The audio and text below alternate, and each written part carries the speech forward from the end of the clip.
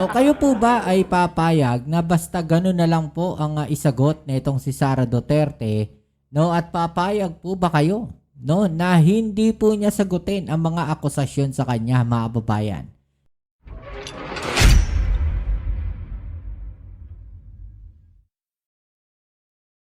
Alright, so welcome back din sa ating channel, it's Bobs TV. Okay, so ito pag-usapan natin mga kababayan, no? At ito nga po si Sara Duterte ay tila natakot, no, dito po sa impeachment complaint sa kanya, mga kababayan, at siya po ay binuko, no, o binasag at dinurog ni Congressman Luis Tro. Tila nabuking po netong si Congressman Luis Tro ito pong mga plano nila VP Sara Duterte at ang kanyang mga abogado. Okay, so yan ang ating alamin ngayon at pag-uusapan. Pero syempre, bago ang lahat, please don't forget to subscribe, like, share, at comment dyan sa comment section. Okay, so ito pag-usapan natin mga kababayan, no? Sa dinami-dami po ng mga abogadong binayaran ni Sara Duterte. Ang nakakapagtaka po mga kababayan ay tila wala po silang naisagot, no, dito po sa impeachment complaint sa kanya. At tila humanap lang sila ng pinakamabilis na lusot mga kababayan. No, kayo po ba ay papayag na basta gano'n na lang po ang isagot na itong si Sara Duterte, no, at papayag po ba kayo, no, na hindi po niya sagutin ang mga akusasyon sa kanya, mga kababayan? No, nakakapagtaka lang, no, na ito pong mga DDS, mga kababayan, no, makikita ninyo nagkalat po ang kanilang mga comments, nagkalat po ang kanilang mga opinion, mga kababayan, tungkol sa ating Pangulong Bongbong Marcos. No, nagkalat po ang kanilang mga komento na kung saan nililihis daw di umano ang usapin, no, diyan po sa mga flood control issues, mga kababayan, flood control anomalies. Pero kung titignan natin maigi, mga kababayan, sino ba talaga ang mga naglilihis po, no, ng usapin, no, ng mga flood control na yan? Sino po ba talaga, mga kababayan, ang mga nasa likod, no, ng mga aligasyon na yan ng flood control? Okay? At the same time, mga kababayan, ang tanong natin, no, bakit kaya hindi nila questionin itong si Sara Duterte sa mga aligasyon na hindi niya masagot-sagot? Bakit po kaya tahimik sila pagdating po, no, sa pagbubukas ng mga bank accounts na itong mga Duterte? Okay, so ano sa palagay ninyo, mga kababayan, no? Okay, so ito po, no, ito po yung balita na yan, mga kababayan, na kung saan, no, sumagot nga itong si Sara Duterte, no, sa impeachment complaint sa kanya, parang hindi rin naman siya sumagot. No? Ayan, sabi po, nilabag daw ang due process at walang basihan ng mga aligasyon, kaya dapat nilang ibasura na lang daw ang impeachment complaint laban sa kanya. See? Mga kababayan, nakita ninyo yung sagot, no, netong sila VP Sara Duterte at ng kanyang kampo? Ibasura na lang daw yung impeachment complaint. Ganun kadali para sa kanila. Nasabihin yun. No, paano po kaya kung yung Pangulo natin ang nagsalita niyan? No, baka katakot-takot na mura po abutin. Alam niyo naman yung mga DDS na yan, kung makapagmura yung mga yan. Okay, so ito, panoorin natin itong balita na to, mga kababayan. Sabi nga ng mga kababayan natin dito, malapit na ang pagwawakas, okay, kaya takot na takot, okay. Ayaw lang talagang sagutin ni Inday Lustay ang impeachment niya, nililihis. Sa ayaw at gusto mo, tuloy ang impeachment. Gumagawa ka ng sarili mong batas. Reminder, no one is above the law. Madriaga and MALC o AMLAC is the key, mga kababayan. Di ba? AMLAC is the key, no? Sasabihin pa nila na wala raw po silang hindi raw po sila nagbanta itong si Sara Duterte, wala raw ebidensya no, ng kontrata, di ba? Pero hayagan po niyan sinabi yan no, sa kanyang video, mga babayan. Siya mismo umamin, may pag-amin eh. Oh, hindi na kailangan yung kontrata. Di ba? Meron na pong pag-amin. No? Meron pong pag-amin na may kinausap po siya. Oh, so anong mali doon? Anong sisilipin nila doon, mga kababayan? Ano sasabihin nilang walang kontrata? Eh, umamin nga. Diba? O, ito, panoorin natin tong balita. Alright?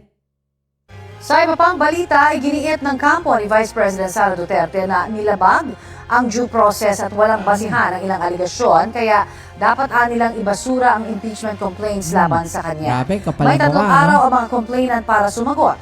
Balitang hatid ni Jonathan Andal. Sa araw mismo ng deadline, isinumite sa House Committee on Justice ang sagot ni Vice President Sara Duterte sa impeachment complaint laban sa kanya, ayon sa kanyang abogado. Sa tugon ng Nakakatawa rito, mga babayan, pa-special talaga eh. Yung pasara na, tsaka sila pupunta, mga babayan. Bise, iginit niyang dapat ibasura ang reklamo. Ni-recycle lang nila ang mga akusasyon sa impeachment complaint noong 19th Congress. Oh, dapat daw ibasura ang mga reklamo.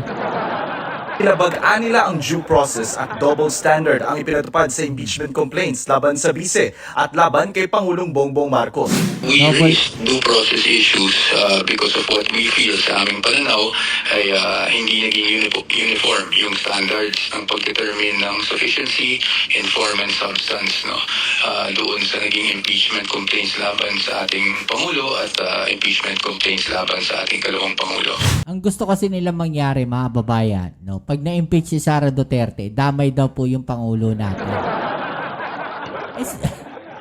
Nakakatawa lang kasi, mga babayan, no? Sino ba yung gumawa ng kalokohan sa gobyerno na ayaw sagutin magpasa hanggang ngayon?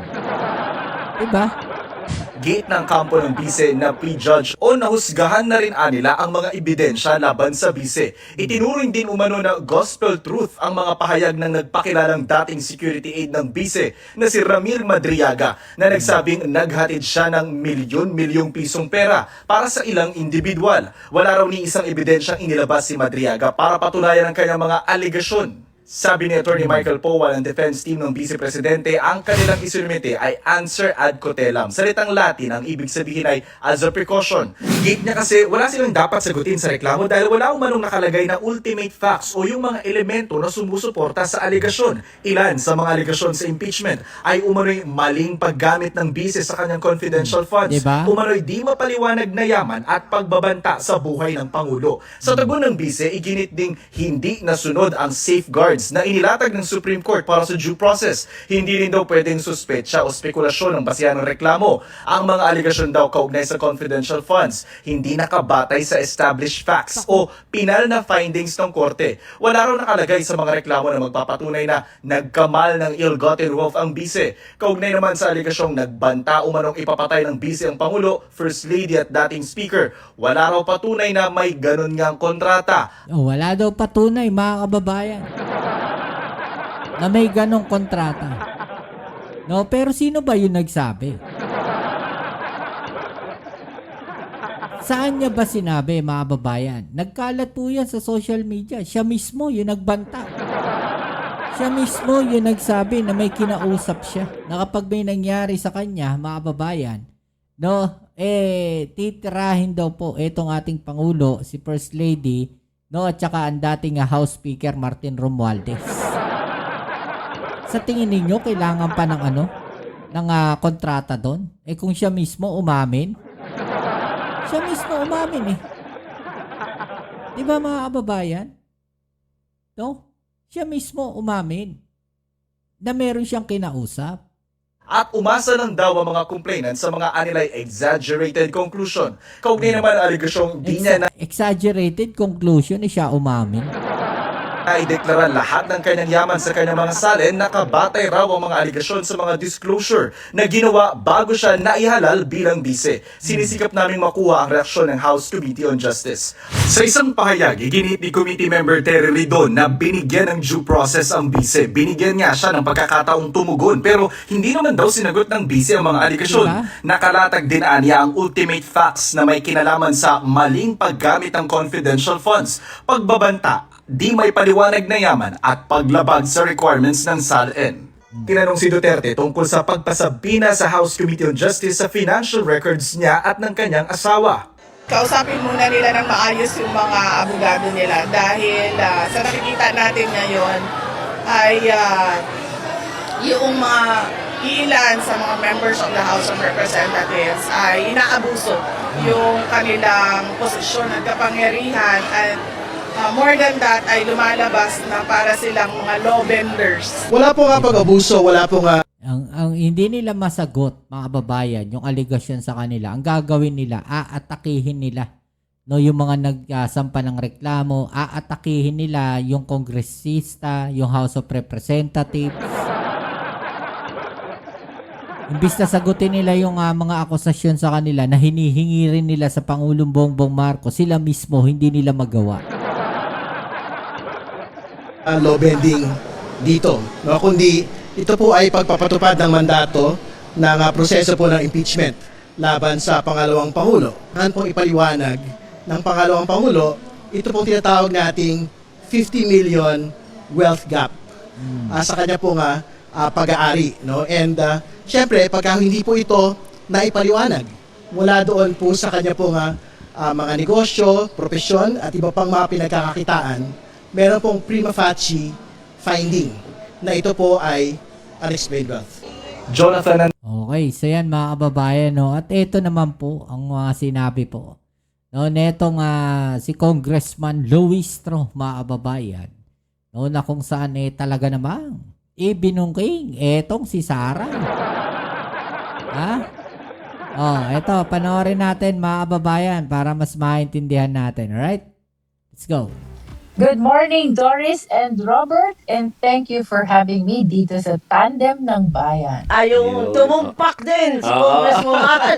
Alam po namin busy din kayo at may Oo nga. pupuntahan kayong activity pero unahan na po namin at ma'am, no, unang-una po sumagot na po ang kampo ng Vice President. Nabasa na po ba ninyo at kumusta po yung sagot ng Vice Presidente? Well, apparently for me, it doesn't seem like an answer, no? While I Diba? was reading the answer, it looks like a motion to dismiss, no? At maliwanag sa ating rules of impeachment ng House of Representatives that motion to dismiss is a prohibited pleading dito sa impeachment proceeding, no? At least if I base it on the allegations contained in the answer, hindi Ibig ba sabihin, hindi yan alam ng mga abogadong binayaran ni Sara? So sayang na naman yung binayad niya dito sa mga abogado na to, mga kababayan. Diba? siya responsive dun sa grounds, dun sa offenses alleged in the impeachment complaint. In effect, parang hindi sumagot, and instead, they are questioning the proceeding before the Justice Committee in support of their intention to dismiss the impeachment complaint, no? At least, from my perspective as a lawyer, that's how I see the answer of the Vice President. Opo. Kung binabanggit po kasi ng kampo ng Vice President, kasi from the beginning naman daw po, hindi rin naman daw po malinaw yung mga Yan. detalyadong akusasyon. Hindi natumbok. Oo, wala din naman natumbok. Kaya paano sila sasagot ng punto por punto kung hindi naman daw malinaw yung mga ibinabato laban sa Vice President? Di Of raw course, we malinaw, beg to disagree to that, no? Na saksihan ng sambayan ng Pilipino ang ating naging deliberasyon.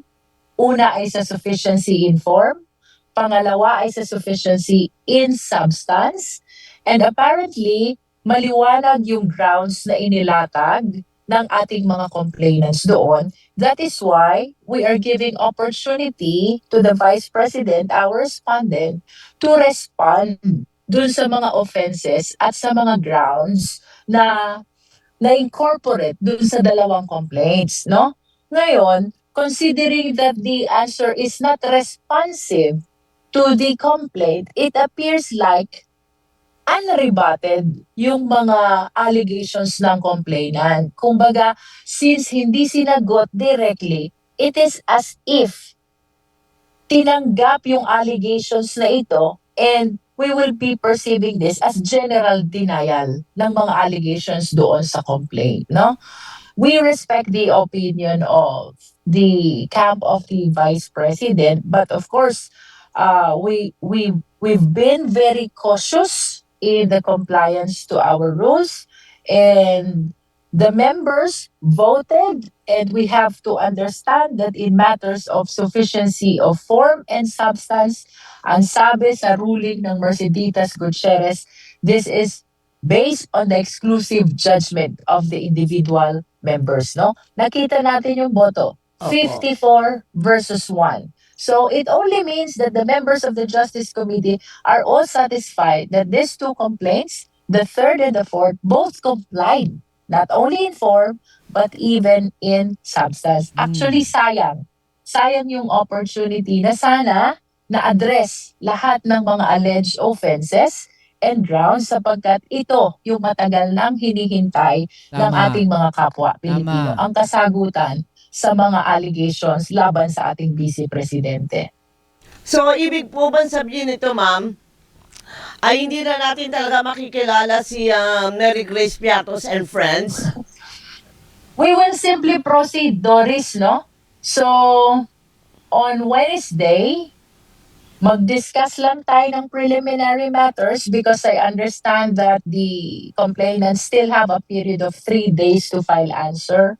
And upon receipt of which, mayroon ulit ang ating Vice Presidente 3 days to file rejoinder, no? So, on Wednesday, because we want to take advantage of the opportunity na last session dito, we will be discussing some preliminary matters. Like for example, ano bang appreciation ng House members with respect to the motion? Ano ba ang appreciation ng members with respect to the transfer of custody? Meron bang kailangan baguhin among the ground rules? We need to seek the permission also of the plenary with respect to the intention to hold session during recess, no? So itong mga matters na to gusto namin mapag-usapan on the last day of our session sapagkat may mga kakailanganin kaming permission, conformity, or authority that will be coming from the plenary, no? So we are taking advantage of the last session day on March 18, that is Wednesday. Bagaman, as early as now, we are inclined already to really proceed to hearing the impeachment complaints during recess. Yun nga lang, we need first to seek the authority from the plenary, no? So this Wednesday, preliminary matters muna. And then, perhaps, ang kasunod dyan, determination of sufficiency in ground kapag kompleto na ang responsive pleadings.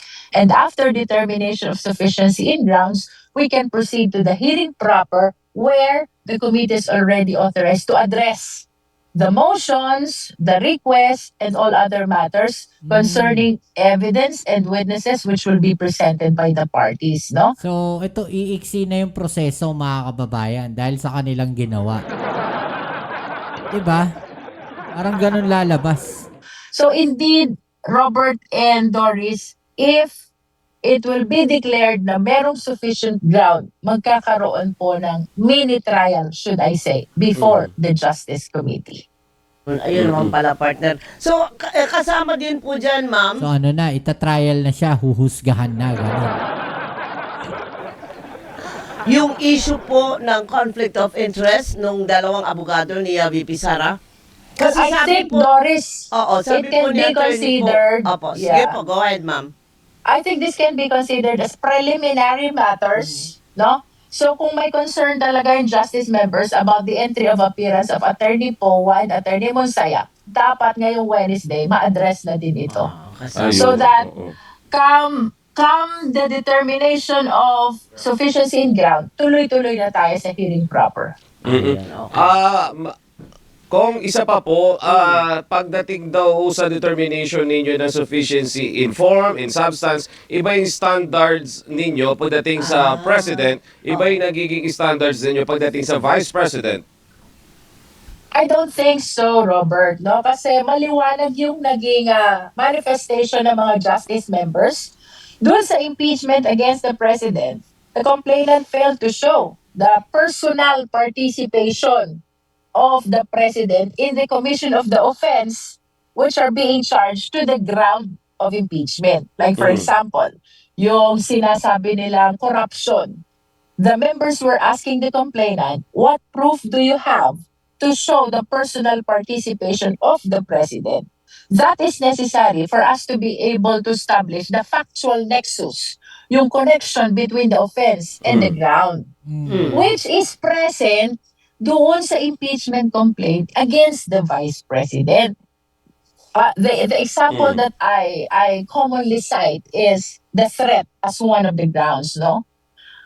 It was the Vice President herself who was uttering those threats to the public, and those threats are addressed to the President, the First Lady, and the former Speaker. So, yung hinahanap ng members na personal participation sa impeachment against the President, nakita nila dito kay Vice President.